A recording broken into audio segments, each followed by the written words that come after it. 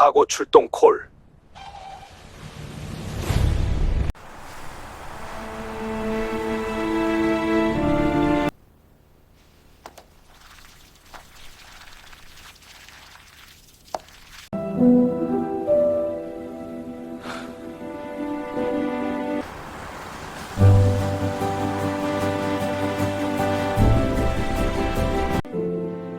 혹시 여러분에게도 이런 경험이 있었나요? 사랑하는 사람에게 하고 싶은 말이 있었는데요. 막상 입 밖으로 꺼내지 못하고 미루다가 결국 영영 전하지 못한 적 말입니다. 오늘 이야기의 주인공도 그랬습니다. 62세 견인차 기사 최정길 씨. 그는 아들에게 늘 잔소리만 했지 정작 조심해라, 사랑한다 라는 말은 한 번도 제대로 하지 못했습니다. 그리고 어느 날 새벽 고속도로 사고 현장에 출동했다가 그는 알게 됩니다. 오토바이 핸들에 달린 낡은 키링이 누구의 것인지를요. 이야기를 본격적으로 시작하기 전에 잠깐 구독과 좋아요, 여러분의 작은 클릭 하나가 이런 마음 울리는 이야기들을 계속 이어갈 수 있게 합니다. 그리고 혹시 오늘 이야기를 들으시면서 떠오르는 분이 계시다면요, 댓글로 그 마음을 나눠주세요. 우리의 따뜻한 말 한마디가 누군가의 하루를 바꿀 수 있으니까요. 저는 익산에서 나고 자랐습니다. 30년 넘게 제조 화천 공장에서 일했지요. 그렇게 일하다가 2년 전에 62살에 퇴직했습니다. 사실 퇴직금도 얼마 안 됐어요. 아내는 5년 전에 먼저 세상을 떠났고 아들 민수는 33인데 아직 결혼도 못했습니다. 배달 대행으로 오토바이를 타고 다니면서 낮에는 물류센터에서 상하차 알바까지 하고 있었죠. 그래서 저는 다시 일을 시작했습니다. 견인차 기사요. 주로 밤에 일합니다. 고속도로에서 사고가 나거나 차가 고장나면 출동해서 견인하고 현장을 정리하는 일이지요. 밤 10시가 되면 저는 조용히 집을 나섭니다. 민수한테 짐이 되기 싫었어요. 자식들한테 손 벌리기 싫어서 시작한 일이었습니다. 제 자네는 작은 부적이 하나 있습니다. 아내가 살아있을 때 절에 가서 받아온 거예요. 안전기원이라고 했죠. 그리고 대시보드에는 스티커가 하나 붙어 있습니다. 무사귀가. 무사고로 집에 돌아온다는 뜻이었죠. 매일 밤 차에 시동을 걸 때마다 저는 그 글자를 봅니다. 그날도 그랬습니다. 12월 23일 크리스마스 이틀 전이었어요. 날씨가 아주 안 좋았습니다. 기온이 뚝 떨어지면서 도로가 얼기 시작을 했거든요. 저는 걱정이 됐습니다. 오늘 밤은 안 나가는 게 상책인데 물량이 연말이라 택배며 배달이며 물량이 폭증하는 시기였습니다. 그래서 도로 위에는 차들이 더 많았고 다들 급하게 달렸죠. 저는 민수한테 전화하고 싶었습니다. 오토바이 타지 말라고, 오늘은 특히 조심하라고 말이에요. 하지만 전화기를 들었다가 도로 내려놨습니다. 어차피 잔소리만 듣는다고 짜증날 게 뻔했거든요. 아버지, 오늘만 바쁘고 들어갈게. 저는 그냥 카톡을 보냈습니다. 민수야, 오늘 길 조심해라. 블랙아이스 조심하고. 한참 있다가 답장이 왔습니다. 아버지, 오늘만 바쁘고 들어갈게. 내일 아침에 들을게요. 그리고 이모티콘 하나가 왔습니다. 웃는 얼굴이었죠. 저는 답장을 쓰려다가 지웠습니다. 그래, 조심해라 라고 쓰다가 밥은 먹었냐 하고 또 쓰다가 결국 아무것도 보내지 않았습니다. 저는 늘 그랬어요. 말이 험해질까봐, 잔소리 꾼소리 들을까봐 그냥 참았습니다. 민수는 카톡으로 한마디 더 보냈습니다. 아버지표 김치전 생각나네요. 내일 해주시면 안 돼요, 아버지? 저는 그제서야 피식 웃었습니다. 알았다. 내일 아침에 해줄게. 저는 곧바로 냉장고로 향했습니다. 냉장고 문을 열었습니다. 김치를 꺼내고 밀가루를 꺼내고 부침개 반죽을 만들었지요. 내일 아침에 민수가 오면 바로 부쳐줄 생각이었습니다. 반죽을 냉장고에 넣고 저는 일하러 나갔습니다. 저는 그때 몰랐습니다. 민수가 김치전 얘기를 꺼낸 게 단순히 먹고 싶어서가 아니었다는 것을요.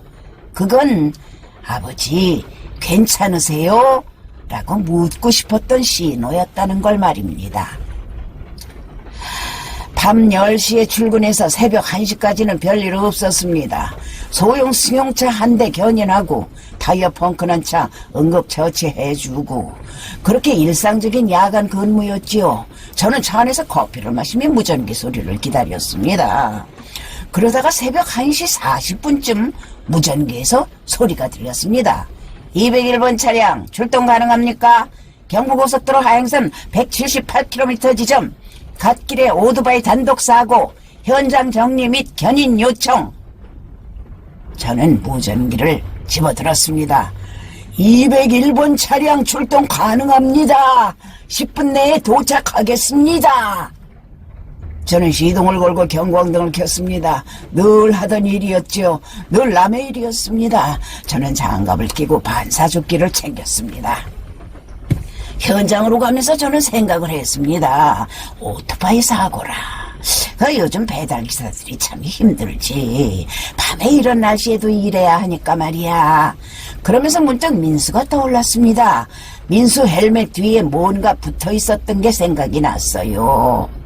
그놈의 헬멧 뒤에는 이상한 스티커 하나를 붙여놨던데 무슨 스티커였는지는 정확히 기억나지 않았습니다. 저는 그냥 운전에 집중을 했죠. 10분 후면은 현장에 도착할 것입니다.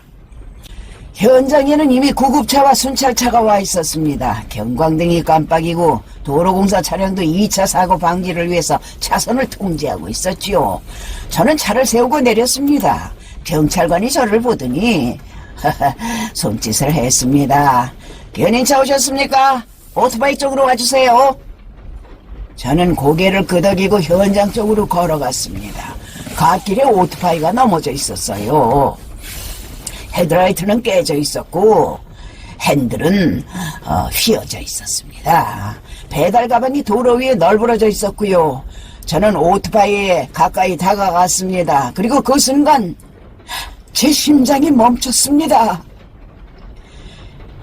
핸들에 키링 하나가 달려 있었습니다. 낡은 부대고리 키링이었지요. 근데 전역할 때 받는 그런 키링 말입니다. 저는 그 키링을 알았습니다. 민수가 전역할 때 달고 다니던 거였어요. 저는 몇 번이고 그 키링을 봤습니다. 저는 다리에 힘이 풀렸습니다. 아니 이럴 리가 없다고 생각을 했죠. 하지만 제 눈은 거짓말을 하지 않았습니다. 저는 천천히 아주 천천히 시신 쪽으로 걸어갔습니다. 구급대원이 시신을 덮어놓은 천의로 헬멧이 놓여 있었습니다. 헬멧 뒤에는 스티커가 붙어 있었죠. 엄마 보고 싶다. 그 순간 저는 알았습니다. 이게 우리 민수라는 걸. 저는 그 자리에 주저앉았습니다. 다리가 풀려서 서 있을 수가 없었어요. 구급대원이 달려왔습니다. 괜찮으세요? 어르신, 괜찮으세요? 저는 대답할 수가 없었습니다. 그냥 헬멧만 바라봤죠. 엄마 보고 싶다. 이 글자가 흐릿하게 보였습니다. 민수가 언제 저걸 붙였을까요? 저는 몰랐습니다. 아들이 엄마를 그리워한다는 것도요. 그걸 헬멧에까지 붙여놓을 만큼 외로웠다는 것도 말입니다. 경찰관이 다가왔습니다. 혹시 아시는 분입니까? 저는 떨리는 목소리로 대답했습니다. 아니 우리 민수요. 우리 민수 맞지요? 정말 민수 맞지? 전라도 억양이 갑자기 튀어나왔습니다. 저는 평소에 표준어를 쓰려고 노력했는데 그 순간에는 어릴 때 쓰던 말투가 튀어나왔어요. 경찰관의 얼굴이 굳었습니다. 가족분이십니까? 아들입니다. 제 아들이에요. 구급대원이 제 팔을 잡았습니다. 경찰관은 무전기를 들었고요. 그런데 현장은 멈추지 않았습니다. 도로공사 직원들은 계속 차선을 통제했고 지나가는 차들은 속도를 늦춰 현장을 지나갔죠. 다른 견인차 한 대가 더 도착했습니다. 저는 그때 처음 느꼈습니다. 비극은 개인에게는 그치지만 세상은 계속 돌아간다는 걸 말입니다. 제 아들이 이 자리에서 숨을 거뒀는데 세상은 그냥 돌아가고 있었습니다.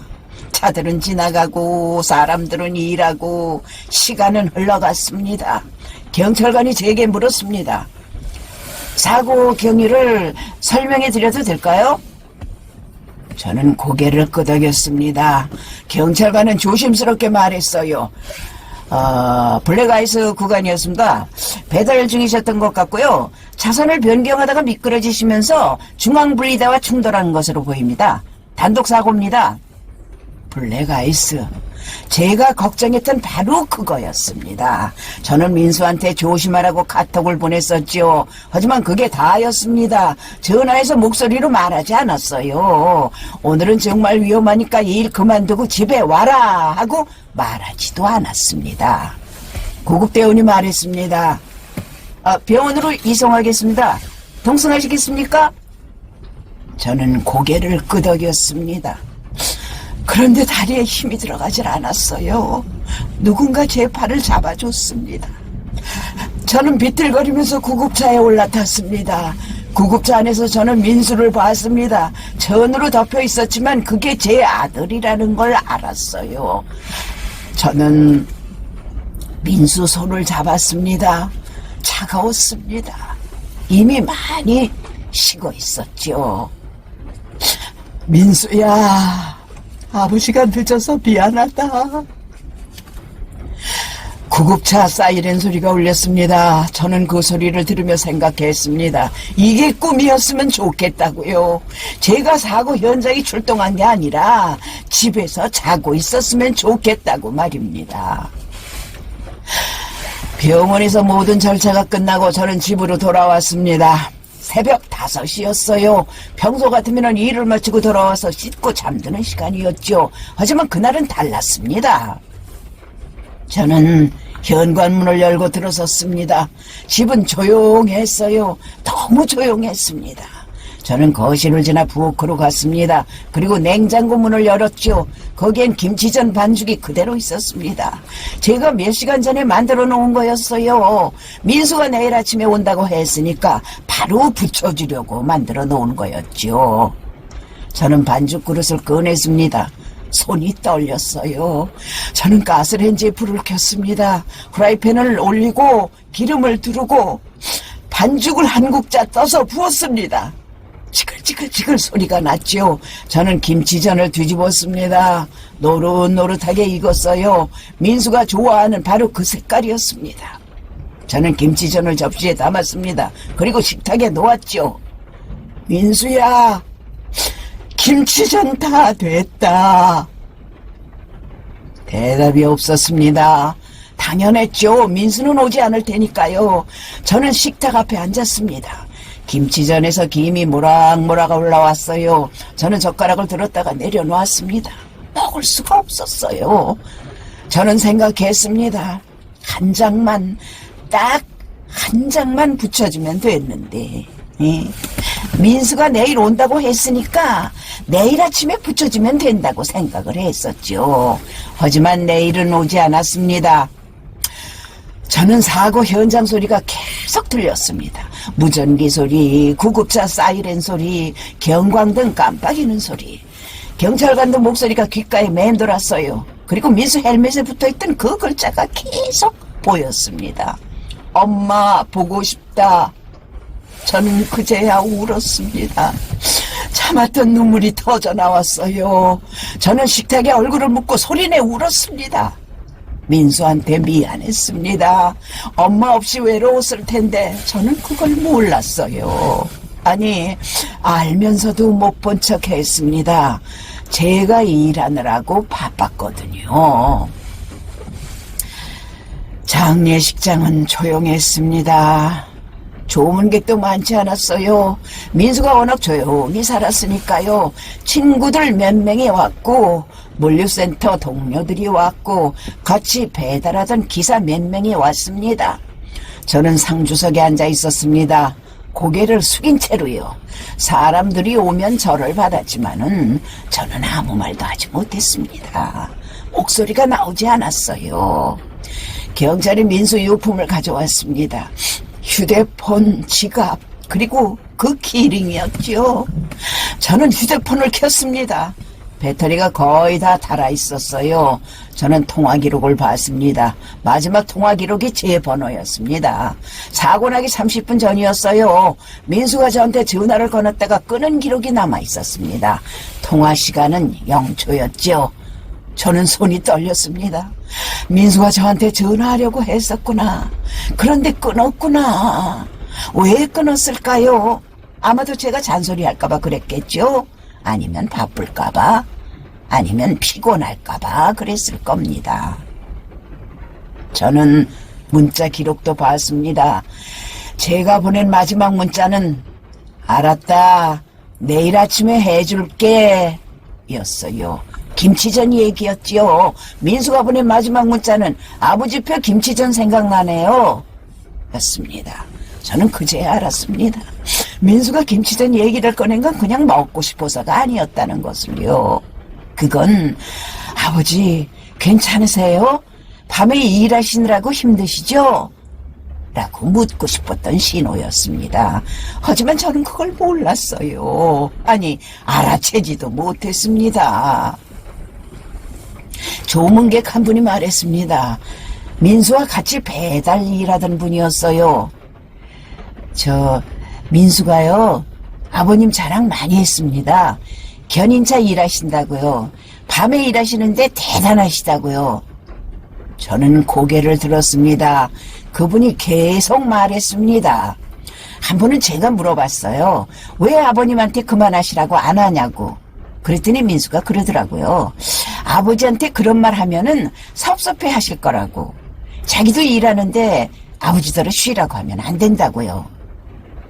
저는 눈물이 났습니다. 민수도 저를 생각하고 있었구나. 제가 민수 걱정했던 것처럼 민수도 저를 걱정하고 있었구나. 하지만 우리는 서로에게 그 말을 하지 못했습니다. 내가 맨날 잔소리만 했지. 조심해요 라는 말도 못하고. 저는 전라도 사투리가 나왔습니다. 억지로 참으려고 해도 감정이 북받치면은 그냥 고향 말이 나와버립니다. 미안하다는 말, 고맙다는 말 한 번도 제대로 안 했는데. 장례를 치르고 몇 달이 지났습니다. 저는 여전히 견인차 일을 합니다. 밤 10시가 되면 집을 나서지요. 하지만 달라진 게 있습니다. 출동하기 전에 저는 꼭 전화를 합니다. 민수 친구였던 배달 기사들한테 몇 명 번호를 받아놨거든요. 여보세요. 저 민수 아버지입니다. 오늘 일 나가시나요? 날씨가 어떤가요? 블랙아이스 조심들 하고요. 무리하지 마세요. 처음에는 다들 어색해 했습니다. 갑자기 웬 아저씨가 전화를 해서 조심하라고 하니까 말이에요. 하지만 지금은 가끔은 먼저 전화가 옵니다. 아저씨, 저 오늘 일 나갑니다. 걱정하지 마세요. 저는 현장에 나갈 때마다 물을 챙깁니다. 생수박스에 차에다 싣고 다니죠. 그리고 휴게소에서 배달 오토바이를 보면 다가갑니다. 춥죠? 물 한 병 드세요. 제 아들도 배달 일을 했거든요. 대부분은 고맙다 하고 받아갑니다. 어떤 분은 제 손을 꼭 잡아주기도 했어요. 아저씨, 정말 고맙습니다. 조심히 다니세요. 저는 그분들을 보면 민수가 생각납니다. 민수도 이렇게 추운 밤에 오토바이를 타고 다녔겠죠. 배고프고 피곤했을 텐데 아무한테도 힘들다는 말 한마디 못하고 혼자 다녔을 겁니다.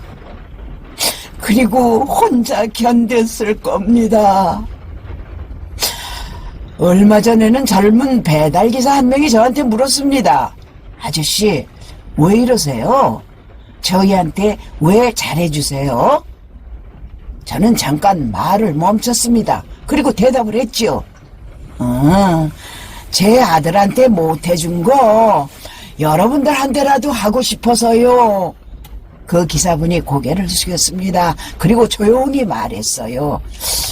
아저씨 아들분 정말 좋은 분이셨나 봅니다. 저는 고개를 끄덕였습니다. 예, 좋은 놈이었습니다. 제가 몰라봤을 뿐이지요. 요즘도 저는 가끔 냉장고를 엽니다. 그리고 김치를 꺼내서 김치전을 부쳐요. 민수 영정 앞에 놓아둡니다. 민수야, 김치전 해놨다 라고 말하면서요. 민수는 대답하지 않지만은 저는 계속 말을 겁니다. 사고 현장에 출동할 때마다 저는 생각합니다. 이 차 안에 누군가의 아들이 있을 수도 있고 누군가의 아버지가 있을 수도 있다고요. 그리고 저는 더 조심스럽게 현장을 처리합니다. 2차 사고가 나지 않도록, 다른 가족들이 제가 겪은 일을 겪지 않도록 말입니다. 어느 날은 고속도로에서 오토바이 사고가 났다는 무전이 왔습니다. 저는 심장이 철렁했어요. 하지만 출동했습니다. 현장에 도착하니까 다행히 경상이었어요. 젊은 배달기사였는데 넘어지긴 했지만 크게 다치지는 않았습니다. 저는 그분한테 물을 건넸습니다. 괜찮으세요? 기영원 가봐야 하는 거 아닙니까? 그분이 고개를 저었습니다. 괜찮습니다. 배달건이 많이 남아서요. 가야 해요. 저는 그분 어깨를 붙잡았습니다. 아닙니다. 건강이 먼저입니다. 배달은 나중에 해도 됩니다. 그분이 저를 쳐다봤어요. 저는 말했습니다. 집에 혹시 기다리는 사람이 있지 않습니까? 여러분은 이런 상황에서 어떻게 하시겠습니까? 지금까지 성우 이경자였습니다. 감사합니다.